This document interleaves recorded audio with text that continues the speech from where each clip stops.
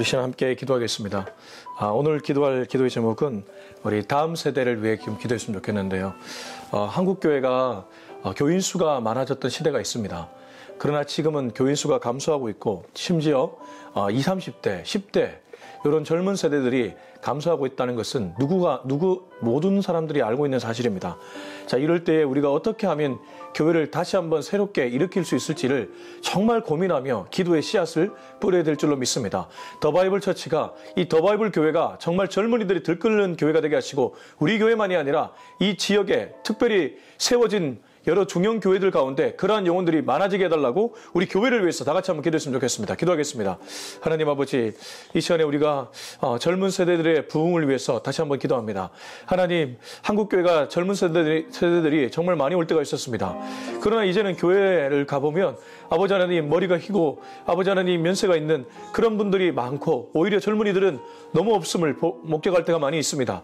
청년부가 부흥하는 교회들이 많아지게 하여 주시옵소서. 하나님, 인구 감소가 어쩔 수 없는 사실인 것을 알고 있지만 그럼에도 불구하고 아직까지 믿지 않는 젊은이들이 많이 있습니다. 어떻게 하면 그들을 주님의 품으로 돌릴 수 있을지를 고민하며 우리 교회가 빛과 소금의 역할을 감당할 뿐만 아니라 그들의 눈높이로 또 그들이 원하는 것이 무엇인지를 고민하며 정말 교회를 그렇게 잘 디자인해 나갈 수 있길 원합니다. 교회가 하나님 점점 젊어질 수 있길 원하오니 주여 교회 가운데 젊은 영혼들을 많이 보내주시옵소서. 우리 더바이블 처치도 10대, 20대, 30대, 40대 하나님 이 세대들이 많아질 수 있길 원합니다. 하나님 아버지, 교회의 재정 상태를 보며 아버지 하나님 시니어 세대들만을 위해 목회하는 세대가 아니라 정말 젊은 세대들에게 투자할 수 있는, 그리고 그들에게 선교할 수 있는 그런 교회 될 수 있길 원하오니 주여 우리 교회가 그렇게 쓰임받을 수 있는 교회 되게 하여 주시옵소서. 하나님 아버지, 이미 교회가 노쇠화되고 있는 것은 많은 사람들이 알고 있는 사실입니다. 그렇기 때문에 우리가 실패나 절망에 빠져 있는 것이 아니라 오히려 전략을 세워서 다음 세대를 일으키는 데에 아낌없이 시간과 노력과 재정을 투자할 수 있기를 원합니다. 하나님, 말로만 기도해놓고 그렇게 부르짖고 끝내는 것이 아니라 정말 다음 세대를 살리기 위해 뭘 해야 될지 고민할 수 있는 우리 교회 되게 하시고 또한 이 땅의 한국교회가 되게 하여 주옵소서. 예수님의 이름으로 기도합니다. 아멘. 네, 오늘은 사무엘상 11장 1절에서 15절입니다. 사무엘상 11장 1절에서 15절을 같이 읽겠습니다. 시작. 암몬 사람 나하스가 올라와서 길르앗 야베스에 맞서 진침해 야베스 모든 사람들이 나하스에게 이르되 우리와 언약하자. 그리하면 우리가 너를 섬기려 하니니 암몬 사람 나하스가 그들에게 이르되 내가 너희 오른손을 다 빼야 너희와 언약하리라. 내가 온 이스라엘을 이같이 모욕하리라. 야베스 장로들이 그에게 이르되 우리에게 이랫동안 말미를 주어 우리가 이스라엘 온 지역에 전령들을 보내게 하라. 만일 우리를 구원할 자가 없으면 내게 나아가리라 하니라. 이에 전령들이 사울이 사는 기브아에 이르러 이 말을 백성에게 전하매 모든 백성이 소리를 높여 울더니 마침 사울이 밭에서 소를 몰고 오다가 이르되 백성이 무슨 일로 우느냐 하니 그들이 야베스의 사람의 말을 전하니라. 사울이 이 말을 들을 때에 하나님의 영에게 크게 감동되매 그의 노가 크게 일어나 한겨리에 소를 잡아 각을 뜨고 전령들의 손으로 그것을 이스라엘 모든 지역에 두루 보내어 이르되 누구든지 나와서 사울과 사무엘을 따르지 아니하면 그의 소들도 이와 같이 하리라 하였더니 여호와의 두려움이 백성에게 임하매 그들이 한 사람같이 나온지라. 사울이 베색에서 그들의 수를 세어보니 이스라엘 자손이 30만 명이요 유다 사람이 3만 명이더라. 무리가 와 있는 전령들에게 이르되 너희는 길리앗 야베스 사람에게 이같이 이르기를 내일 해가 더울 때에 너희가 구원을 받으리라 하라. 전령들이 돌아가서 야베스 사람들에게 전하매 그들이 기뻐하니라. 야베스 사람들이 이에 이르되 우리가 내일 너희에게 나가려니 너희 생각이 좋을 대로 우리에게 다 행하라 하니라. 이튿날 사울이 백성을 3대로 나누고 새벽에 적진 한가운데로 들어가서 날이 더울 때까지 암몬 사람들을 치매 남은 자가 다 흩어져서 둘도 함께한 자가 없었더라. 백성이 사무엘에게 이르되 사울이 어찌 우리를 다스리겠느냐 한 자가 누구니까 그들을 끌어내소서 우리가 죽이겠나이다. 사울이 이르되 이날에는 사람을 죽이지 못하리니 여호와께서 오늘 이스라엘 중에 구원을 베푸셨음이니라. 사무엘이 백성에게 이르되 오라 우리가 길갈로 가서 나라를 새롭게 하자. 모든 백성이 길갈로 가서 거기서 여호와 앞에서 사울을 왕으로 삼고 길갈에서 여호와 앞에 화목제를 드리고 사울과 이스라엘 모든 사람이 거기서 크게 기뻐하니라. 아멘. 오늘 이스라엘 백성들은 위기에 처했습니다. 우리가 인생을 살다 보면 때로 예기치 못한 위기에 처할 때가 있습니다. 그렇지 않습니까? 교회도 그렇고 개인도 그렇고 가정도 그렇고 국가도 그러합니다. 때로 우리가 예상하지 못한 변수가 생겨서 위기를 만날 때가 있다는 것이죠. 이 이스라엘 백성들, 특별히 길르앗 야베스 사람들의 위기는 무엇일까요? 우리 말씀 보겠습니다. 1절입니다. 암몬 사람 나하스가 올라와서 길르앗 야베스에 맞서 진침해 야베스 모든 사람들이 나하스에게 이르되 우리와 언약하자. 그리하면 우리가 너를 섬기라 하니. 자, 우선 암몬 사람 나하스가 길르앗 야베스를 공격해 왔다고 기록하고 있습니다. 암몬 사람 나하스가 올라와서 길르앗 야베스에 맞서 진침해. 길르앗 야베스는 어느 지역에 있었냐면 혹시 예전에 여호수아에서 가나안 땅을 분배할 때 요단 동편을 기억하십니까? 르우벤과 각과 므낫세 반지파, 요 두 지파 반은 요단 동편에 땅을 분배받았습니다. 그리고 9지파 반은 요단 서편에 땅을 분배받았죠. 그때 요단 동편에 있었던 지역 중에 하나가 길르앗 야베스입니다. 이 길르앗 야베스에 암몬 사람 나하스가 공격해 왔다는 것이죠. 이 당시에 이스라엘 민족보다는 이스라엘 주변 국가들이 더욱 부강했습니다. 군사력도 대단했죠. 특별히 이 암몬 민족들도 보통이 아니었습니다. 그러니까 이 암몬 사람 나하스가 호기롭게 길르앗 야베스를 치러 올 수 있었던 것이죠. 그래서 이스라엘 사람들이 앞서 우리에게도 왕을 달라고 하나님께 요구했던 것입니다. 현실적으로 주변의 열강들은 우리를 호시탐탐 노리고 있는데 우리는 나라 하나 제대로 지도해 줄 만한 지도자가 없으니까 우리에게도 왕이 필요하다. 이렇게 얘기를 했던 것이죠. 그러나 그들에게는 신앙은 없었습니다. 세상과 현실의 눈에는 밝았지만 영적인 눈은 전혀 밝지 않았다는 것이죠. 그래서 하나님은 사실 마지못해 왕정 제도를 허락하게 되었던 것입니다. 아무튼 이 암몬 사람 나하스가 길르앗 야베스를 치러 왔다고 하는데 여기 2절을 보실까요? 2절 보시면 암몬 사람 나하스가 이르되 나하스가 그들에게 이르되 내가 너희 오른 눈을 다 빼야 너희와 언약하리라. 내가 온 이스라엘을 이같이 모욕하리라. 무시무시한 말을 합니다. 이 나하스라는 이 왕이 뭐라고 얘기하냐면 너희 오른쪽 눈을 다 빼버려야지 내가 너희와 언약할 것이다. 왜 그렇게 하냐 하면 나는 너희와 언약하기 전에 너희에게 수치와 모욕이 무엇인지 제대로 알려주겠다. 이런 얘기 아닙니까? 이런 말을, 이 오만방자한 말을 내뱉을 정도로 암몬은 군사력이 대단했고 길르앗 야베스, 요단 동편의 국가들은 아주 약소했습니다. 그리고 제가 오늘 말씀을 전하기 전에 이 주석을 좀 살펴보니까 오늘 우리가 읽은 이 히브리 사무엘상 성경은 사실 마소라 사본을 참고했습니다. 이 성경에 여러 사본들이 있는데 우리가 읽고 있는 이 개역개정의 히브리 성경은 마소라 사본을 참고했는데 마소라 사본 말고 쿰난 사본이라는 것이 있습니다. 쿰난 사본에는 1절, 2절 위에 또 다른 성경 구절이 기록되어 있는데 그 내용이 뭐냐 하니까 이 암몬 사람 나하스가 요단 동편에 다른 사람들의 지역을 침략해서 이미 엄청나게 많은 사람의 오른 눈을 빼버렸다는 거예요. 그러니까 이미 요단 동편에는 이 암몬 사람 나하스 왕이 오른 눈을 빼버리며 완전히 초토화시켜버렸다는 소문이 다 들렸다는 것입니다. 7,000명가량이 도망쳤다고 합니다. 길르앗 야베스로. 쿰난 사본에는 그것이 기록되어 있다는 것이죠. 그리고 유대 역사학가, 초대 유대 역사가 요세푸스도 비슷한 얘기를 하고 있습니다. 그러면 어느 정도의 신빙성은 있다는 것이죠. 중요한 건 무엇입니까? 이 암몬 사람 나하스가 생각보다 아주 오만방자해서 지금 길르앗 야베스를 완전히 쳐 죽이려고 작정을 했다는 것입니다. 우리가 때때로 살다 보면 상대가 나를 아예 무너뜨리려고 작정하고 덤빌 때가 있습니다. 그때는 사실 우리 힘으로 감당해내기가 어렵죠. 만약 마귀가 작정하고 한 공동체, 한 개인을 무너뜨리려고 한다면 사실 우리도 지금 쉽게 그를 이겨내기가 어려울 겁니다. 지금 길르앗 야베스는 그야말로 지금 완전 위기에 처했습니다. 자, 이때 야베스의 장로들, 야베스 시니어들이 어떠한 응답을 하는지 우리 3절 같이 읽어볼까요? 시작. 야베스 장로들이 그에게 이르되 우리에게 이에 더한 만유를 주어 우리가 이스라엘 온 지역에 정령들을 보내게 하라. 만일 우리를 구원할 자가 없으면 내게 나아가리라 하니라. 그래서 길르앗 야베스 장로들은 이제 머리를 맞댑니다. 그들이 짜낸 묘안은 이거였습니다. 우리에게 일주일 동안만 좀 시간을 달라. 왜냐하면 우리가 이스라엘 온 지역, 아마 요단 서편이겠죠. 그 온 지역의 전령들을 보내서 우리를 구원할 자가 있도록 우리에게 좀 시간에 말미를 달라. 근데 이게 참 웃깁니다. 공격해봤는데 우리도 당신에게 싸울 수 있는 시간을 좀 달라. 용병들이 올 때까지 기다려달라. 이 말 아닙니까? 근데 그걸 기다려준다는 것도 좀 이상한데 아무튼 야베스 장로들은 이스라엘 사람들에게 전령들을 보낼 시간을 좀 달라고 얘기했고 4절 5절 이에 전령들이 사울이 사는 기브아에 이르러 이 말을 백성에게 전하며 모든 백성이 소리를 높여 울더니 마침 사울이 밭에서 소를 몰고 가다가 이르되 백성이 무슨 일로 우느냐 하니 그들이 야베스 사람의 말을 전하니라. 그래서 이 야베스의 전령들이 아마도 사울이 사는 기브아까지 갔던 것 같습니다. 이 말을 들었던 기브아 주민들은 난리가 났습니다. 아니 우리 민족이 우리 동족이 완전히 죽을 위기에 처했구나. 눈알이 다 빠지는 진짜 수치와 모욕을 당하게 되었구나. 그래서 소리 높이 울게 됩니다. 이 얘기가 사울 귓가에도 들어가 있다는 것이죠. 근데 5절을 한번 보세요. 5절에 보면 사울이 지금 뭐 하고 있습니까? 밭에서 소를 몰고 있습니다. 여러분 지금 사울은 앞서 10장에서 어떠한 의식을 치렀습니까?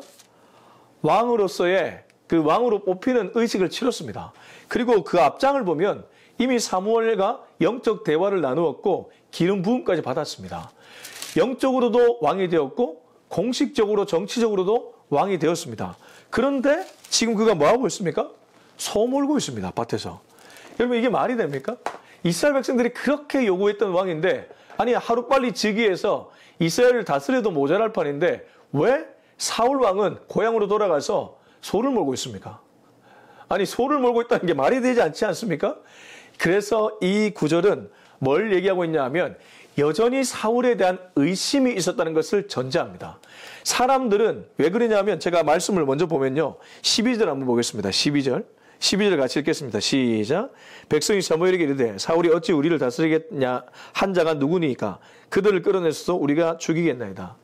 이 구절은 우리가 이따 말씀을 나누겠지만 이 암몬 사람을 물리친 사울의 치적을 자랑하면서 앞서 사울이 어떻게 우리나라를 다스리겠냐고 말했던 사람이 누구냐. 우리가 그를 죽여버리겠다라고 말하는 것을 보면 사울에 대한 의심과 그리고 그의 능력을 믿지 못하는 무리들이 있었다는 것이죠. 그러고 보면 10장 27절 한번 보겠습니다. 10장 27절 다 같이 시작. 어떤 불량배는 이르되 이 사람이 어떻게 우리를 구원하겠느냐 하고 멸시하며 예물을 바치지 아니하였으나 그는 잠잠하였더라. 이렇게 정치적으로 사울이 왕으로 뽑힌 이후에 어떤 불량배는 그를 믿지 못했습니다. 어떻게 그가 우리를 구원할 수 있냐. 그래서 예물을 드리지 않았다는 것은 아예 그를 향한 헌신을 하지 않겠다고 단호하게 다짐했던 것과 다름없죠. 그만 그렇게 했겠습니까?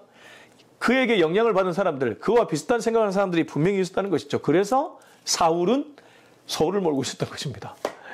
그래서 리더십이라는 것은 사실 쉽지 않습니다.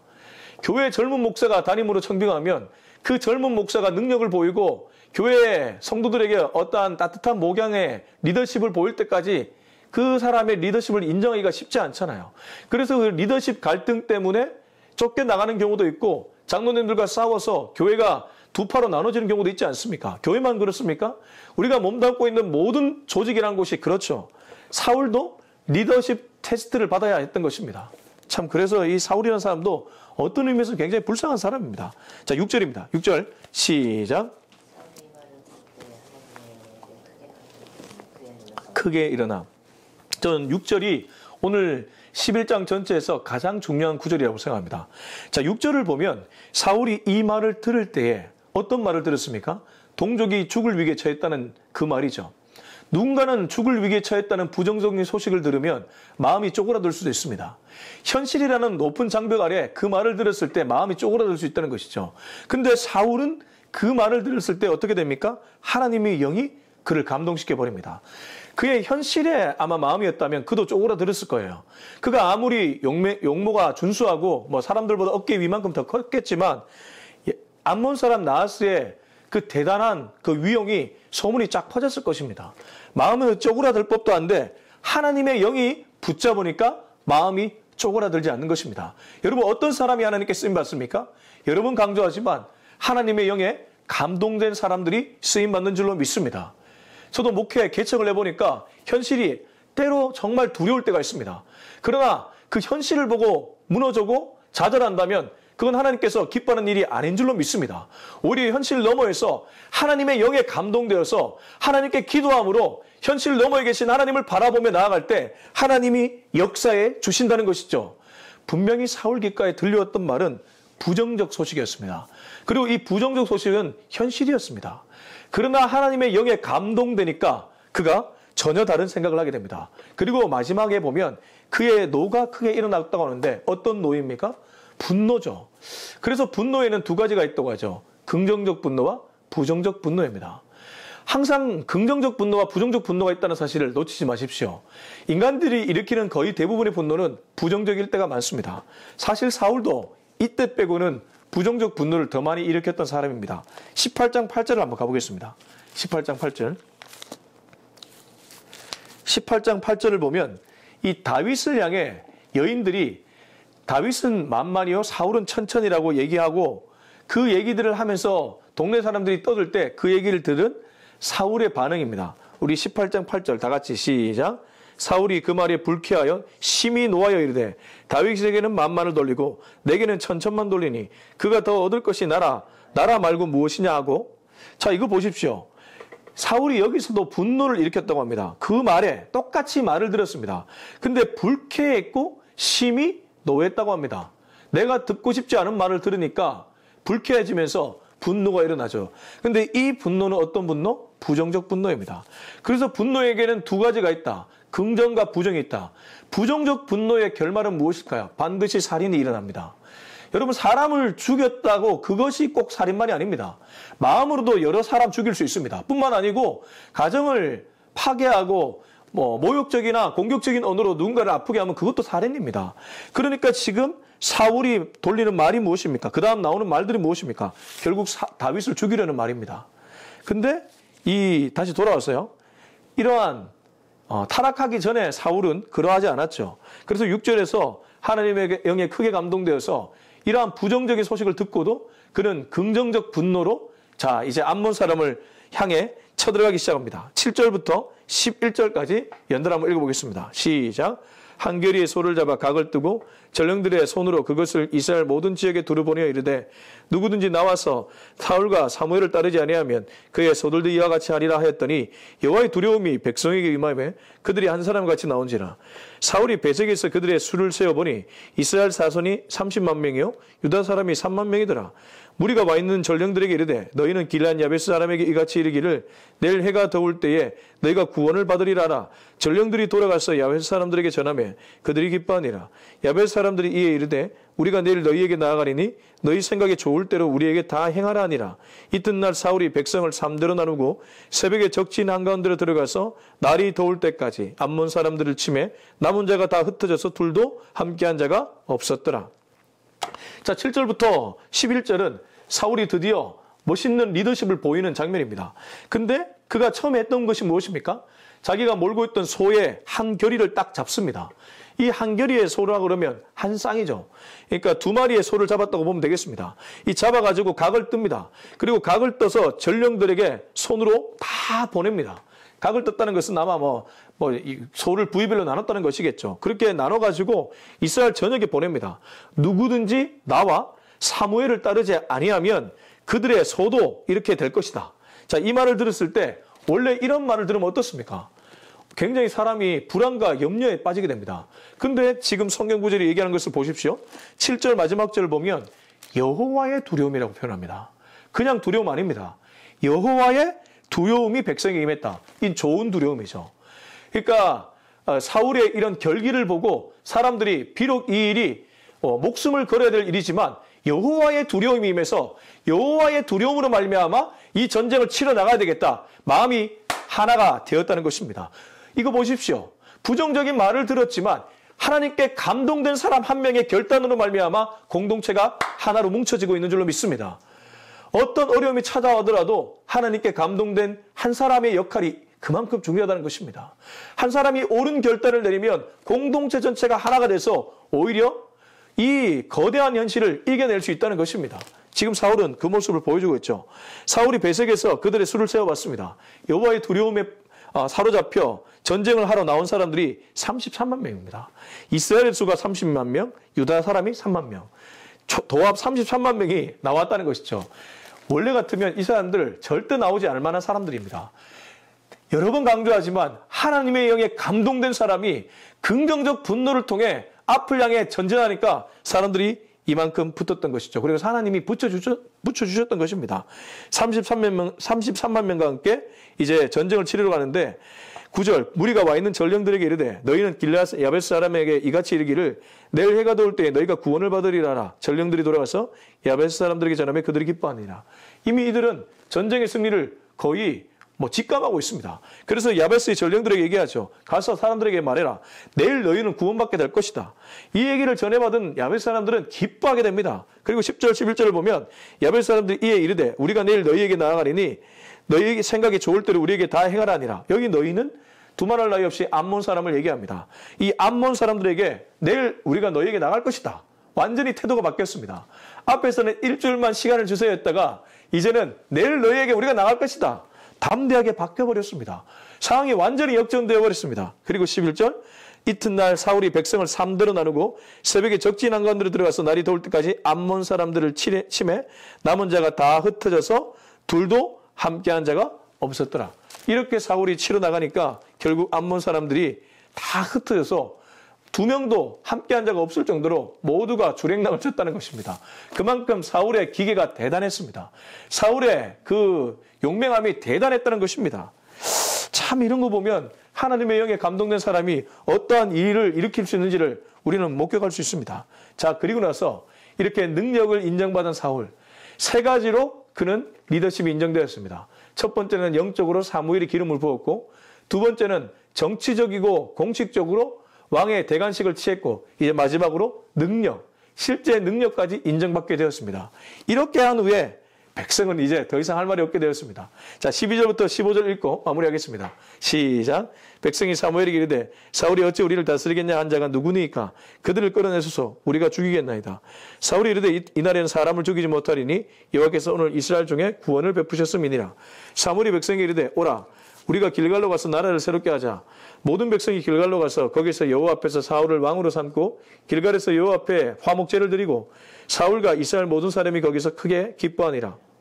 모든 백성이 길갈로 갔다고 합니다. 아마 전쟁에 참여했던 모든 백성을 가리키겠죠.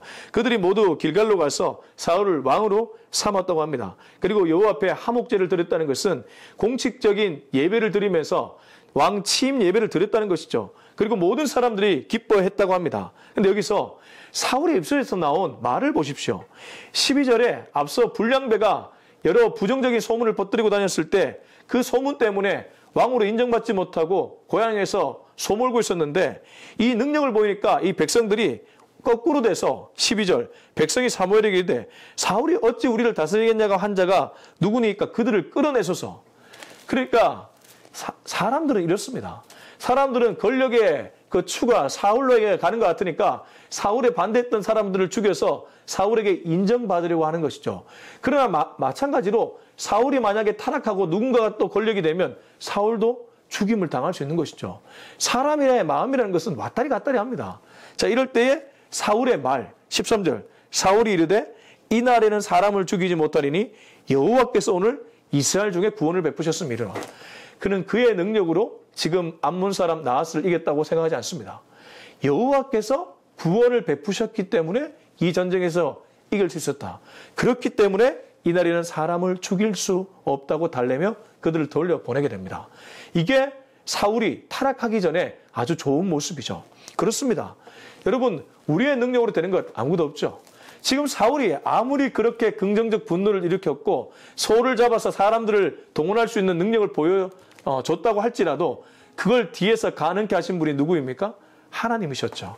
그래서 사울은 그걸 놓치지 않았다는 것입니다.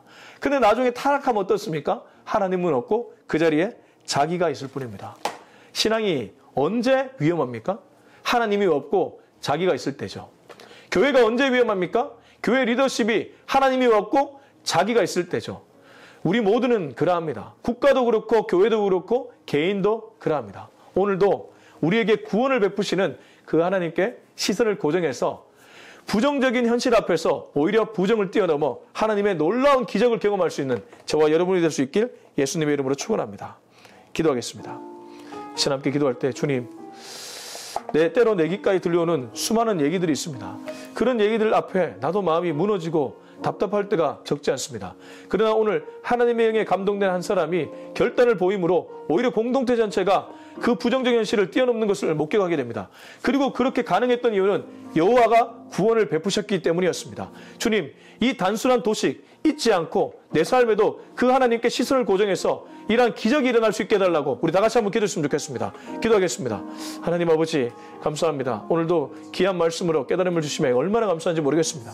주님, 참 부정적인 소식 귓가에 들려올 때 많습니다. 현실을 보며 암담할 때가 적지 않습니다. 하나님, 그러나 하나님의 영에 감동될 수 있기를 원합니다. 성령에 취할 수 있기를 원합니다.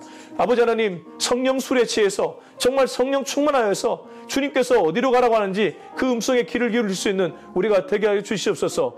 아버지 하나님, 사람의 말에 너무 귀를 기울이다 도리어 하나님의 말씀에 귀를 기울이지 못하는 그런 우를 범하지 않도록 도와주시옵소서. 뿐만 아니라 하나님은 지금 사울의 입술을 통해 누가 이 일을 가능케 해주시는지를 보여주셨습니다. 여호와께서 구원을 베풀어 주셨습니다. 결국 우리가 시선을 고정해야 될 분은 오직 여호와 한 분인 줄로 믿습니다. 여호와께 시선을 고정함으로 내게 닥쳐진 그 어려움과 그 부정적인 현실들을 이겨낼 수 있는 우리 모두가 되게 하여 주시옵소서.